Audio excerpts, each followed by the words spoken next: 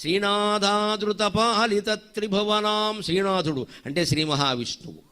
ఆయన మూడు లోకాల్ని పాలిస్తున్నాడు అంటే అమ్మవారి యొక్క దయ. దానికి లలితా సహస్రం ప్రమాణం. కరాంగుళినకోత్పన్న నారాయణ దశాకృతి. శ్రీ మహావిష్ణువెత్తిన మత్స్య కూర్మ వరాక నర మృగ వామన పరశురామ రామ కృష్ణ బుద్ధ కల్కి అవతారాలన్నీ అమ్మవారి చేతి గోళ్ళు 10 నుంచి ఆవిర్భవించాయమ్మ. అది మన భ్రమరాంబికాదేవి మహిమ. కరాంగుళినకోత్పన్న నారాయణ దశాకృతి.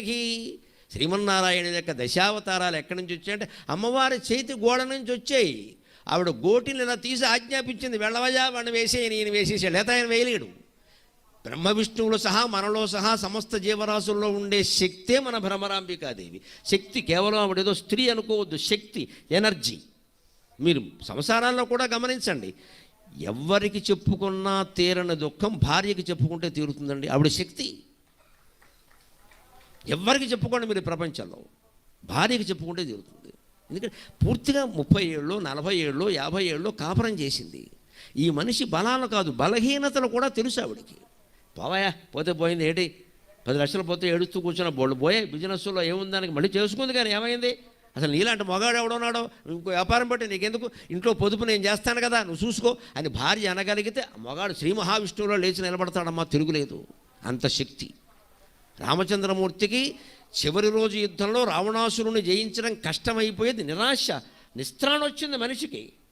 వచ్చి ఏమనుకున్నాడో తెలుసు, వాల్మీకి రాస్తాడు, సీతాదేవి వచ్చి నన్ను కౌగులించుకుంటే బాగుండు, శక్తి వచ్చేది, నాకు శక్తిహీనుణ్ణయ్యాను అన్నాడు. పాపం పక్కన లక్ష్మణుడు ఉండి, అన్నయ్య ఏదో సామెత చెప్పినట్టుగా ఉంది, సీతాదేవి వచ్చి నిన్ను కౌగులించుకునే స్థితి ఉంటే యుద్ధం ఎందుకయ్యా అన్నాడు. ఆ స్థితి లేకే కదా యుద్ధం చేస్తున్నామంటే, ఎలాగ తమ్ముడు, రావణాసురుడు సరే వాడి శక్తి వాడుకుంది, వాడు దుర్మార్గుడైతే కావచ్చు కానీ శక్తిమంతుడు కదా, వాడిని చెయ్యాలంటే చంపాలంటే చాలా శక్తి ఉండాలి. 21 రోజులు యుద్ధం, 20 రోజులు అయిపోయింది, వాడు సావట్లేదు. అప్పుడు ఆయన ప్రార్థనకి అగస్త్య మహర్షి దిగొచ్చాడు. దైవతైశ్చ సమాగమ్య, దేవతలతో సహా వచ్చి ఆరిత్య హృదయ స్తోత్రాన్ని వెంటనే నీ వంశకర్త సూర్య భగవాను ఆరాధించవయ్యా, సీతాదేవి ఇవ్వగలిగిన శక్తినంతా సోరాల్ ఎనర్జీ సూర్యశక్తి రూపంలో నీకు ఇస్తాడు ఆయన అన్నాడు. వెంటనే 31 శ్లోకాల్లో ఆయన ఆరాధన చేశాడు రామచంద్రమూర్తి. ఆ సూర్య